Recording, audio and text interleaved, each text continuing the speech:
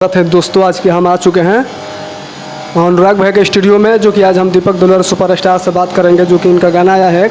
चलिए उनसे हम बात करेंगे, थोड़ा चलते हैं स्टूडियो में। भैया आइए, जो कि अभी स्टूडियो में हम आ चुके हैं।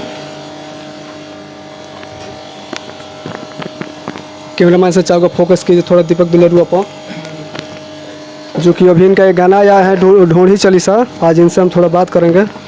भैया पहले अपना नाम बताइए। हम भोजपुरी का एक दीपक दुलारुआ, सबके प्रणाम करते हैं। चलिए स्वागत है हमारे यूट्यूब चैनल पर। कौन सा चैनल है? जेके ज्योति ब्लॉग। जे भी जेके ज्योति ब्लॉग से देखे तो हम चाहें कि सब्सक्राइब लाइक करी जा, भाई का आशीर्वाद प्यार दी जा। अच्छा भैया, एगो बात तो हम रोज से सवाल करम कि जैसे कि आज रोज मुकाम पर पहुँचल बने, एक पहले रोज संघर्ष क्या करूँ तने विषय में हमारे बताएं।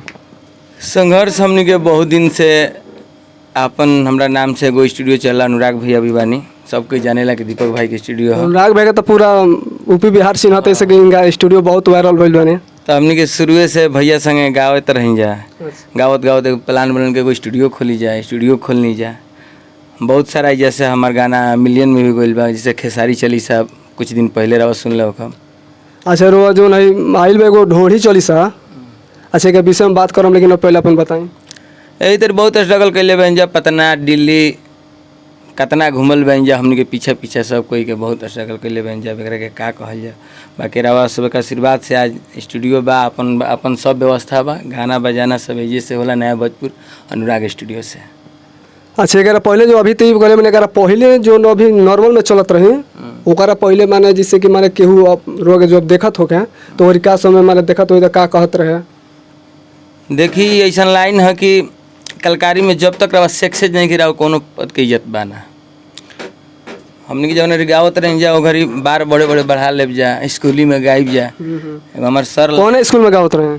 मध्य विद्यालय नंदन में। एगो हमार सर लगे नवनीत सर, वहीं के पास बउआ गावत बड़ा बढ़िया गावा एगो गाना। तो हम 1 जनवरी 26 जनवरी के दिन गाई, 15 अगस्त के दिन तो 1 नंबर पे हमारी फर्स्ट डिवीज़न।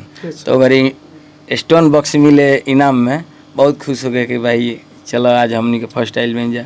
वही तरी गावत गावत मन कलस के कैसेट गाई जा, और हमने के सीडी चलते रहे छोट का दिल्ली गाई जा, सीडी उडी पोस्टर वोस्टर छापी जा, मोटरसाइकिल से सब मार्केटिंग करी जा। आजकल के जमाना बा गई पर डिजाइन यूट्यूब पे डाल दिल, अपलोड कर दिला, काम सब कोई देख ले। बहुत ऑनलाइन के जमाना बा, नेट के जमाना बा, पूरा लोग देखा था। अच्छा भैया को हम देखनी है न्यूज की, जो कि आरती न्यूज जो ब्रेकिंग न्यूज बा